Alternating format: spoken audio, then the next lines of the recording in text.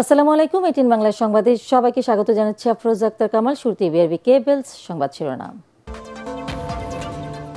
বেগম খালেদা জিয়ার কবরে স্বজন ও বিএনপি নেতাকর্মীদের শ্রদ্ধা নিবেদন। গুলশান আজাদ মসজিদে দোয়া মাহফিলে তারেক রহমান।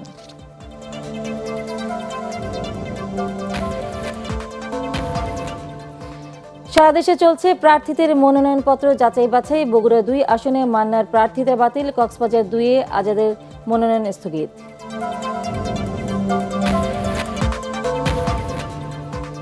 আওয়ামী লীগের মতো আগামীতে কোনো দল গুম খুনের রাজনীতি করলে জনগণ তাদের প্রত্যাখ্যান করবে, মাগুরায় প্রধান উপদেষ্টার প্রেস সচিব।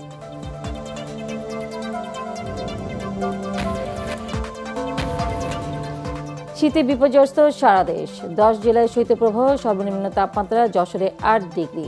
ঘন কুয়াশায় শাহজালাল এয়ারপোর্টে বিমান চলাচল ব্যাহত।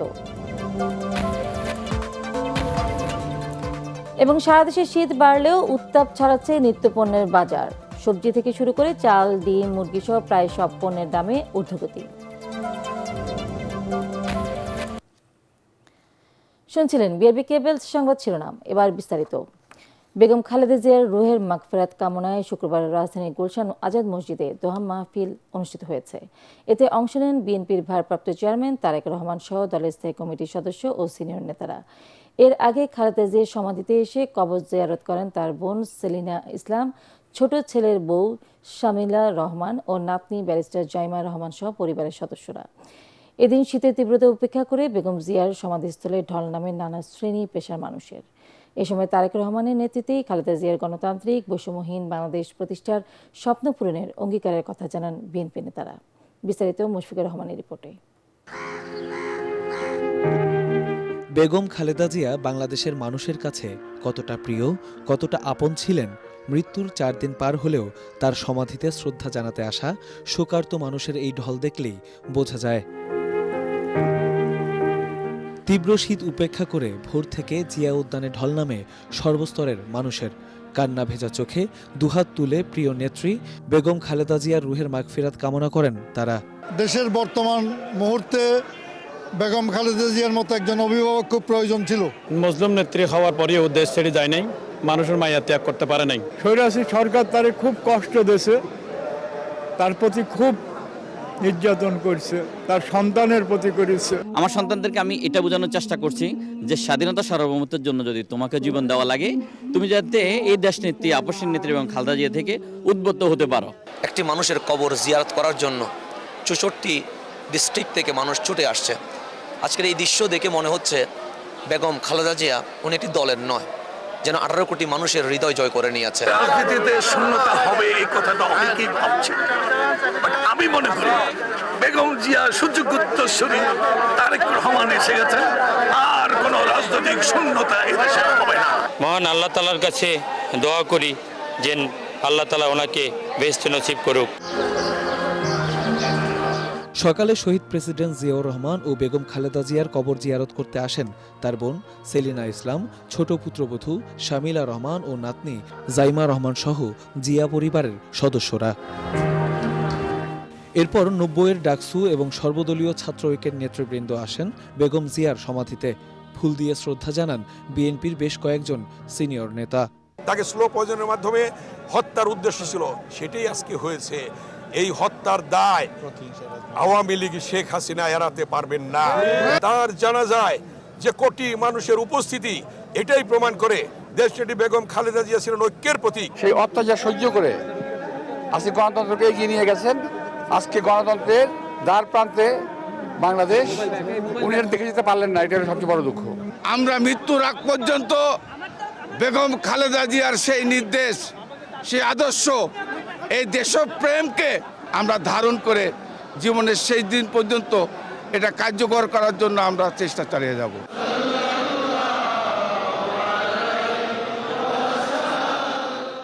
এদিকে বাদ আসর গুলশান সেন্ট্রাল মসজিদে বিএনপি চেয়ারপারসন বেগম খালেদা জিয়ার রুহের মাগফিরাত কামনা করে দোয়া মাহফিল অনুষ্ঠিত হয়। এতে অংশ নেন বিএনপির ভারপ্রাপ্ত চেয়ারম্যান তারেক রহমান। এতে দলের স্থায়ী কমিটির সদস্য ও সিনিয়র নেতৃবৃন্দ ছাড়াও বিপুল সংখ্যক নেতাকর্মী অংশ নেন। জিয়া উদ্যানে দিনব্যাপী মিলাদ মাহফিল ও দোয়া মোনাজাত করেন বিএনপির অঙ্গ সংগঠন, বিভিন্ন রাজনৈতিক দলের নেতাকর্মী সহ সাধারণ মানুষ। কীর্তিমানের মৃত্যু নেই, সেই কথাটির যথাযথ উদাহরণ যেন বেগম খালেদা জিয়া। ইহজাগতিক জীবন শেষ করে চিরনিদ্রায় শায়িত আছেন কবরে। তার সমাধি ঘিরে নানা শ্রেণী, নানা পেশার মানুষের ভিড়। শোকে কাতর মানুষগুলো ভগ্ন হৃদয় আর ভেজা চোখ নিয়ে তার রুহের মাগফিরাতের জন্য দোয়া করছেন আর বলছেন, মহান আল্লাহ যাকে সম্মান দেন তাকে অসম্মানিত করে সাধ্যকার। মুশফিকুর রহমান, ATN বাংলা, ঢাকা। এদিকে বিএনপি চেয়ারপারসন বেগম খালেদা জিয়ার মৃত্যুতে সারা দেশে 3 দিনের রাষ্ট্রীয় শোক পালনের শেষ দিন শুক্রবার মসজিদে দোয়া মাহফিল হয়েছে।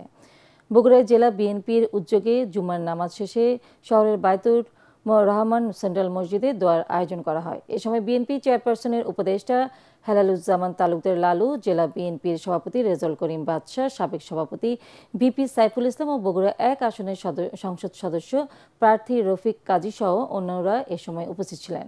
বরিশালের বিভিন্ন মসজিদে বাদ জুম্মা খালেদা জিয়ার আত্মার শান্তি কামনায় দোয়া অনুষ্ঠিত হয়। নগরীর চাঁদমারি জামে মসজিদে মোনাজাতে বরিশাল 5 আসনে বিএনপির প্রার্থী ও দলের চেয়ারপারসনের উপদেষ্টা অ্যাডভোকেট মুজিবুর রহমান সরওয়ার ও মহানগর বিএনপির সাবেক সাধারণ সম্পাদক আসাদুজ্জামান খসরু সহ বিপুল সংখ্যক মুসল্লি অংশ নেন।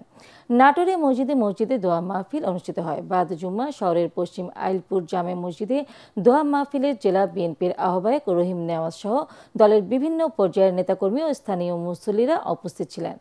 বেগম খালেদা জিয়ার বিদেহী আত্মার মাগফিরাত কামনায় হবিগঞ্জে খতমে কোরআন ও দোয়া মাহফিল অনুষ্ঠিত হয়েছে। এতে কেন্দ্রীয় বিএনপির সাংগঠনিক সম্পাদক GK গৌস ও জেলা বিএনপির যুগ্ম আহ্বায়ক এনামুল হক সহ অন্যান্যরা উপস্থিত ছিলেন।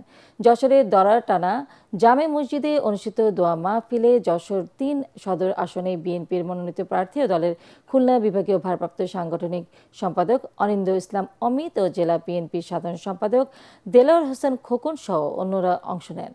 এছাড়া জেলা, উপজেলা ও ইউনিয়ন পর্যায়ে সকল মসজিদে দোয়া মাহফিল অনুষ্ঠিত হয়।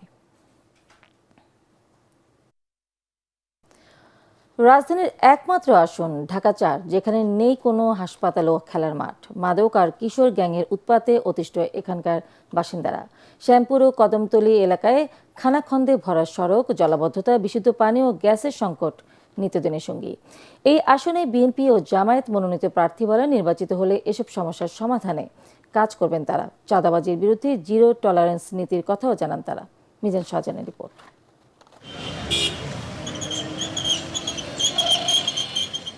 ডিএমপির শ্যামপুর ও কদমতলী থানা নিয়ে সংসদীয় আসন ঢাকা 4।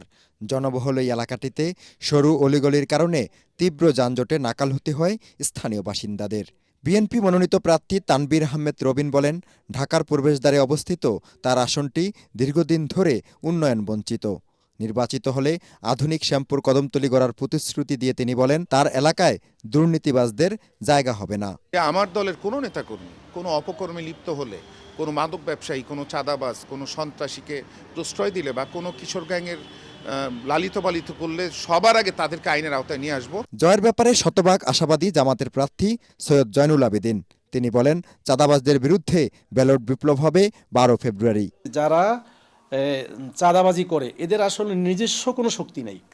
বিহাইন্ড যে শক্তি সেটা হলো যারা রাষ্ট্রের দায়িত্ব থাকে তারা। অবহেলিত এলাকা উন্নতি করার জন্য আমাদের এই নির্বাচন। আমরা যদি ভালো হই, আমরা যদি সততার সাথে জীবনযাপন করি, তাহলে এই চাঁদাবাজ, সন্ত্রাসী, এরপর মাদক, ইপটিজিং যা বলেন না কেন কিছুই থাকবে না। দখল আর দূষণের কারণে ধোলাইপাড়ের এই খালটি নর্দমায় পরিণত হয়েছে। জমে থাকা ময়লার দুর্গন্ধ একদিকে যেমন পথচারীদের অস্বস্তির কারণ, অন্যদিকে এখানে বংশবিস্তার ঘটছে মশার। এই খালটি যদি প্রবাহমান থাকতো তাহলে এটি হতে পারত আশীর্বাদ, কিন্তু এটি এখন এই এলাকার মানুষের জন্য বিষপোড়া হয়ে দাঁড়িয়েছে। এখানে মশার বংশবিস্তার হচ্ছে, যেই কারণে ডেঙ্গু, চিকুনগুনিয়া সহ নানা রোগে আক্রান্ত হচ্ছেন এখানকার বাসিন্দারা। তাই তারা বলছেন, আগামী দিনে যিনি সংসদ সদস্য নির্বাচিত হবেন তাকে প্রতিশ্রুতি দিতে হবে, সরকারি সংস্থাগুলোর সাথে সমন্বয় করে এই খালটিকে খননের ব্যবস্থা করতে হবে এবং এটির পূর্বের যৌবন ফিরিয়ে আনতে হবে। মিজান শাহজাহান, ATN বাংলা, শ্যামপুর, ঢাকা। ত্রয়োদশ জাতীয় সংসদ নির্বাচন ও গণভোটকে সামনে রেখে সারা দেশের রিটার্নিং অফিসারের কার্যালয়ে চলছে প্রার্থীদের মনোনয়নপত্র যাচাই বাছাই। এতে অনেকের প্রার্থিতা বৈধ ঘোষণা করা হলেও কাগজপত্রের ত্রুটি, তথ্যে গরমিল ও ঋণ খেলাপি সহ নানা কারণে বাতিল হয়েছে মাহমুদুর রহমান মান্না সহ একাধিক প্রার্থীর মনোনয়ন। মামলা সংক্রান্ত জটিলতায় কক্সবাজার 2 আসনের জামায়াত প্রার্থী হামিদুর রহমান আজাদের মনোনয়ন স্থগিত করে রেখেছেন রিটার্নিং অফিসার। আমাদের প্রতিনিধিদের পাঠানো তথ্য ছবিতে আরো জানাচ্ছেন জাহিদুল আলম। মামলা সংক্রান্ত জটিলতায় কক্সবাজার 2 আসনে জামাতের সহকারী সেক্রেটারি জেনারেল হামিদুর রহমান আজাদের মনোনয়নপত্র বাতিল করা হয়েছে। তবে কক্সবাজার 1 আসনে বিএনপি প্রার্থী সালাহ উদ্দিন আহমদ ও জামাতের আব্দুল্লাহ আল ফারুকের মনোনয়নপত্র বৈধ ঘোষণা করেন রিটার্নিং কর্মকর্তা। রাজনৈতিক দল এবং ব্যক্তি যারা স্বতন্ত্র প্রার্থী সবাইকে নির্বাচনের মাঠে আমরা স্বাগত জানাই। সুষ্ঠু, সুন্দর, নিরপেক্ষ, অবাধ নির্বাচন অনুষ্ঠিত হবে ইনশাআল্লাহ বাংলাদেশে। হলফনামায় তথ্যের মিল না থাকায় বগুড়া 2 আসনে নাগরিক ঐক্যের সভাপতি মাহমুদুর রহমান মান্নার এবং জাতীয় পার্টির শরীফুল ইসলাম জিন্নার মনোনয়নপত্র বাতিল করা হয়। এছাড়া বগুড়া 1 আসনে একজনের মনোনয়ন বাতিল করা হয়েছে। ব্রাহ্মণবাড়িয়া 6 আসনে যাচাই বাছাইয়ের প্রথম দিনে 36 জনের মধ্যে রুমিন ফারহানা সহ 30 জনের মনোনয়নপত্র বৈধ হয়। কাগজপত্রের ত্রুটি এবং 1% ভোটার তালিকায় গরমিল থাকায় 6 জনের মনোনয়ন বাতিল করা হয়। কুমিল্লা 4 দেবিদ্বার আসন থেকে এনসিপি নেতা হাসনাত আবদুল্লাহর মনোনয়ন বৈধ ঘোষণা করা হয়। এদিকে 1, 2 ও 3 আসনে ভোটারের স্বাক্ষর জালিয়াতির অভিযোগে 31 জনের মধ্যে 11 জনের মনোনয়ন বাতিল করা হয়েছে। নির্বাচনে কতটা নিরপেক্ষ হবে, প্রশাসন কতটা নিরপেক্ষ থাকবে, সেটি আসলে এখন আমি শঙ্কা প্রকাশ করছি। খেলাপি ঋণ, দলীয় মনোনয়নপত্র না থাকা, অসম্পূর্ণ কাগজপত্র ও ভুল ভোটার নম্বরের কারণে যশোর 3 ও 4 আসনে বিএনপি ও জাতীয় পার্টি সহ 6 জনের মনোনয়ন বাতিল করা হয়। নরসিংদীর পলাশ ও মনোহরদী বেলাব আসনে শর্ত পূরণে ব্যর্থ হওয়ায় 4 জন প্রার্থীর মনোনয়ন বাতিল করা হয়েছে। রংপুর 3 আসনে জাতীয় পার্টির চেয়ারম্যান জিএম কাদের সহ 7 জনের মনোনয়ন বৈধ হলেও 1% ভোটার তালিকা গরমিল, গ্রেপ্তারি পরোয়ানা ও রাজস্ব বকেয়া থাকার কারণে 3 জনের মনোনয়ন বাতিল করা হয়। বরিশাল 3 আসনে ত্রুটিপূর্ণ মনোনয়নপত্র ও হলফনামায় স্বাক্ষর না থাকায় 2 জনের মনোনয়ন বাতিল এবং 2 জনের মনোনয়ন সাময়িক স্থগিত রাখা হয়েছে। কুড়িগ্রাম 3 আসনে 7 জন প্রার্থীর মধ্যে দ্বৈত নাগরিকত্বের অভিযোগে 1 জনের মনোনয়ন স্থগিত এবং শর্ত পূরণ না করায় অপর 1 জনের মনোনয়ন বাতিল করা হয়। শরীয়তপুর 2 আসনে প্রয়োজনীয় কাগজপত্র না থাকায় 3 জনের মনোনয়ন সাময়িকভাবে স্থগিত করা হয়। রিটার্নিং কর্মকর্তারা জানান, যাদের মনোনয়ন বাতিল বা স্থগিত হয়েছে তারা নির্ধারিত সময়ের মধ্যে আপিল করার সুযোগ পাবেন। মনোনয়ন যাচাই বাছাই চলবে 4 জানুয়ারি পর্যন্ত।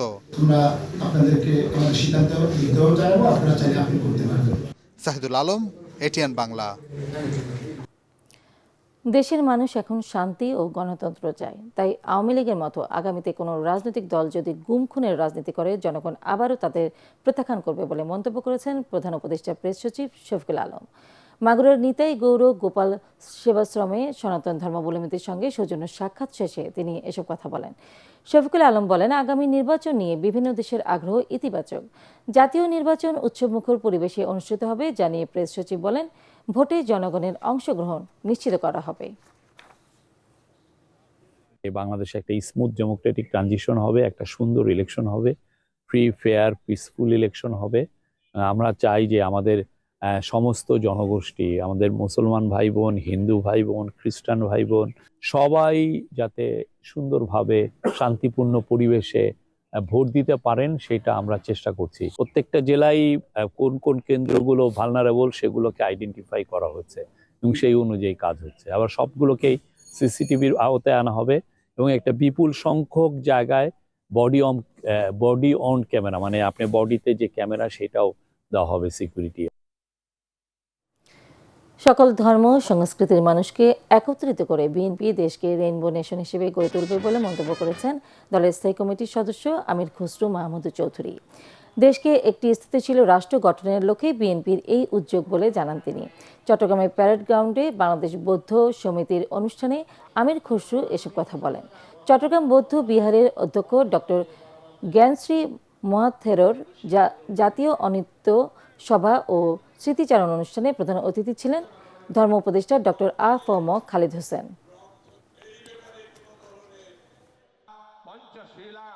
বিএনপির স্লোগানের একটি বড় অংশ আগামীর বাংলাদেশ হবে rainbow nation.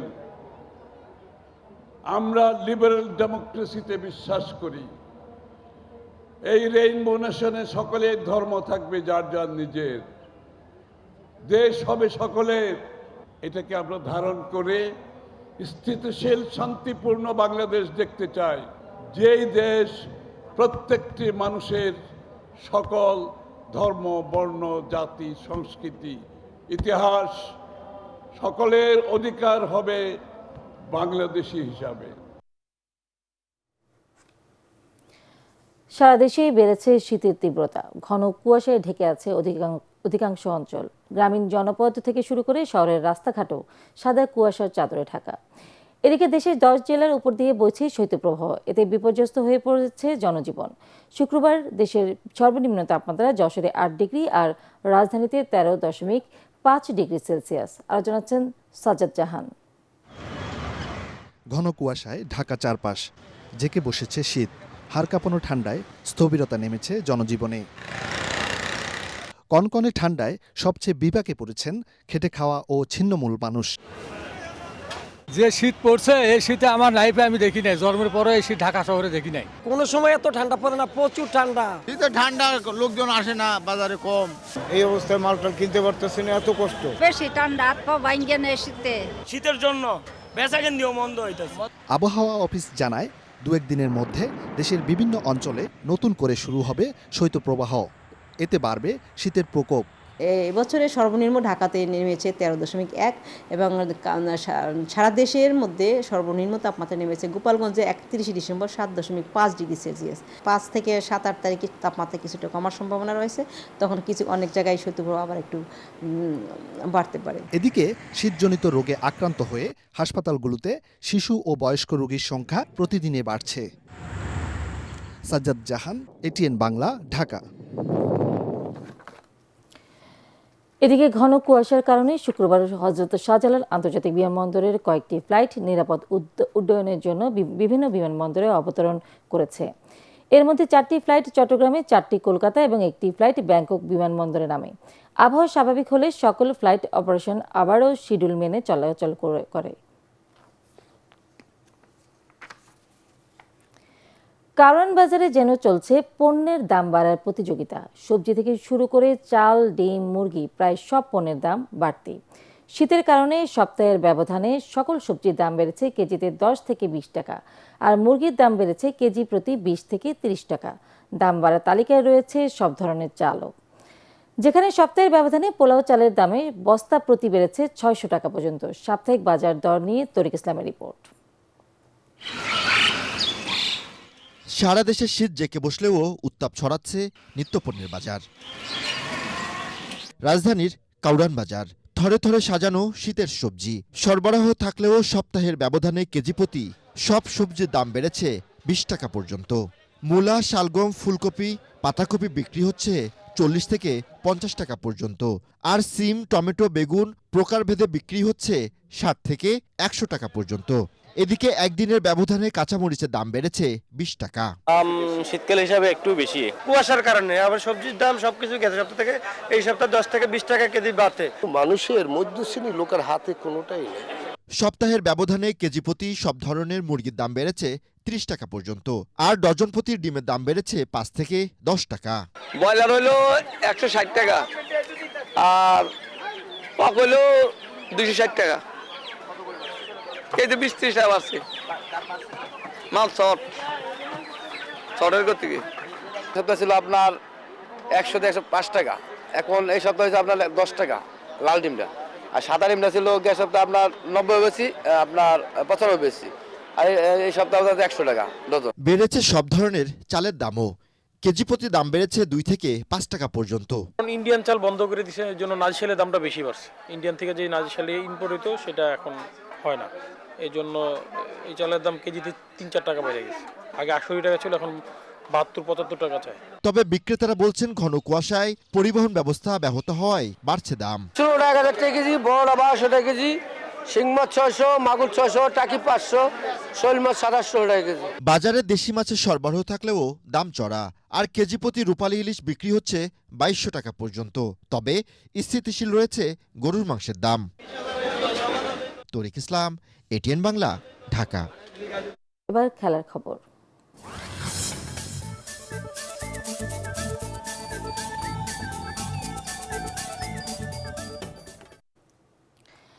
Bangladesh premier league BPL ক্রিকেটে সিলেট টাইটান্সকে 6 উইকেটে হারাল রংপুর রাইডার্স। এর আগে জয়ের জন্য 145 রানের টার্গেট দেয় সিলেট আন্তর্জাতিক ক্রিকেট স্টেডিয়ামে টস জিতে সিলেট টাইটান্সকে ব্যাট করার আমন্ত্রণ জানান রংপুর রাইডার্সের অধিনায়ক নুরুল হাসান সোহান। ব্যাটিংয়ে নেমে শুরুটাই ভালো হয়নি সিলেটের, পাওয়ার প্লেতেই হারায় প্রথম 3টি উইকেট। পঞ্চম উইকেটে সিলেটকে দারুণ জুটি উপহার দেন আফিফ হোসেন ও ইথান ব্রুকস। এ সময় দুজনেই দলীয় স্কোরে যোগ করেন 67 রান। এছাড়া আজমতুল্লাহ ওমরজাই 6 ও খালেদ আহমেদ 0 রানে আউট হন। আর 6 রানে নাসুম ও 2 রানে আমির অপরাজিত থাকেন। 144 রানের টার্গেটে ব্যাট করতে নেমে 6 উইকেটে জয় পায় রংপুর রাইডার্স। এর আগে দিনের প্রথম ম্যাচে চট্টগ্রামের 2 ওপেনারের দাপটে পাত্তাই পায়নি ঢাকা ক্যাপিটালস। 123 রানের লক্ষ্য রয়্যালস টপকে যায় কোনো উইকেট না হারিয়েই। ঢাকাকে 122 রানে অল আউট করে চট্টগ্রাম রয়্যালস সেই লক্ষ্য তাড়া করতে নেমে একটি উইকেটও না হারিয়ে জয় তুলে নিয়েছে 10 উইকেটে।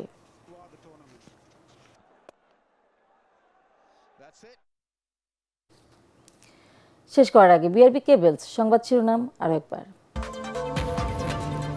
বেগম খালেদা জিয়ার কবরে স্বজন ও বিএনপি নেতা কর্মীদের শ্রদ্ধা নিবেদন, গুলশান আজাদ মসজিদে দোয়া মাহফিলে তারেক রহমান।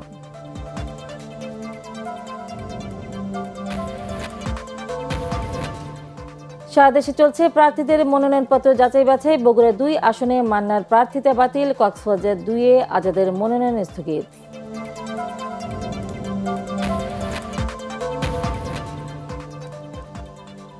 আওয়ামী লীগের মতো আগামীতে কোনো দল গুম খুনের রাজনীতি করলে জনগণ তাদের প্রত্যাখ্যান করবে, মাগুরায় প্রধান উপদেষ্টার প্রেস সচিব।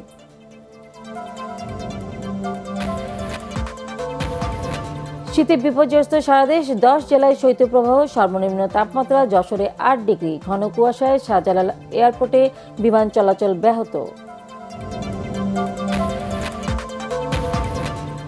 এবং সারা দেশে শীত বাড়লেও উত্তাপ ছড়াচ্ছে নিত্যপণ্যের বাজার, সবজি থেকে শুরু করে চাল, ডিম, মুরগি সহ প্রায় সব পণ্যের দামে ঊর্ধ্বগতি।